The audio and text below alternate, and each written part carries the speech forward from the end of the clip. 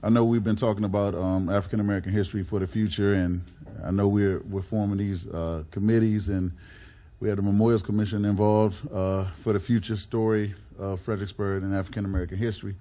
And I want to point out that recently, and this, I know it's a continuing discussion, but recently at the MLK program, it was very obvious that the localities surrounding us have been doing a lot to tell the story of their locality, all the way down from here to Port Royal, Spotsylvania, Caroline. I mean, I know Port Royal, Caroline, all of that, but there's so many African American, say, museums and facilities that are telling the story of the history. And I know the public may not be aware, but we're in the process.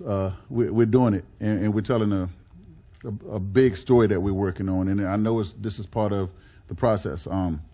But I have to say, that there's something that we really have to do. And I had a resident that talked to me recently and had a suggestion. I thought it made sense of some of the existing facilities and buildings that we have here in the city as an option, if it was something to pay homage to African American history, something that we already have in our inventory. So, see where it goes. But, I don't know if it was, I'm just throwing a what if it was the old courthouse, or what if it was anything in the city that we could tell the story of African American history. And let's say it's not isolated to the original Walker Grant School, even though there's a big deal of history. But as we know, there's a lot of history right here in downtown as well. So I just wanted to touch base on that and just let council know. I know it's a process. I'm not like trying to jump in the middle of the process and say this is what we need to do. But I just want to start taking a look at our inventory, as we have been before, and deciding what buildings we're going to keep, what we're going to get rid of, how we're going to use them. And I think within that conversation, maybe we start considering what maybe that we have now that we can use to tell the story of African American history. And also, I'm going to call out a few names, and I'll send this email to council. Through the process of what we have been doing and discussing here at council, there are some folks that reached out to me from the University of Mary Washington, which is a great thing, because they reached out to us, and they reached out to me based on the conversations, and we didn't reach out to them and ask for help. So it's a big deal. But I'm going to call these names out: Dr. Aaron Delvin, Dr. Christine Henry, and Mr. Christopher Williams.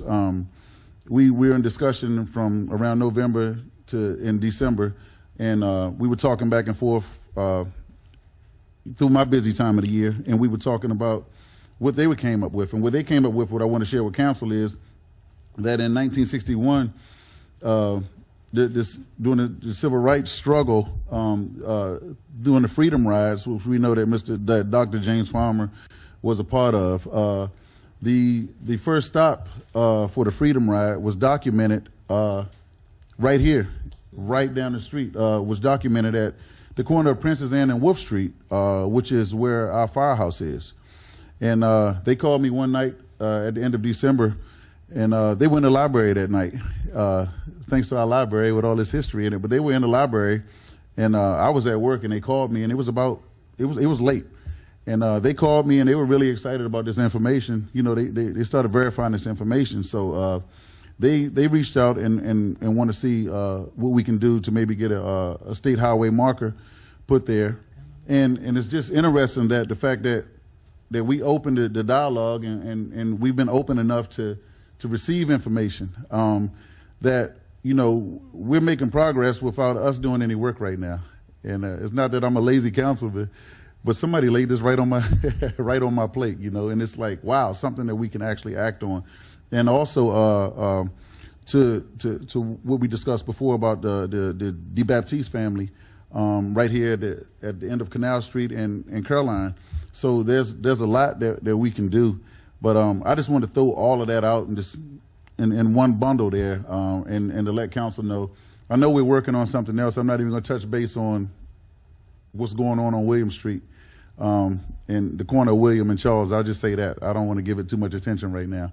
But once that process is complete, then I'll be full speed ahead. And yeah, it's a big deal, and I can't wait to see what's going to come out of this. So it's huge, Mayor Greenlaw. So thank you for allowing me to share that. Thank you, Councilor Frye. Madam Mayor. Yes, Vice Mayor Withers.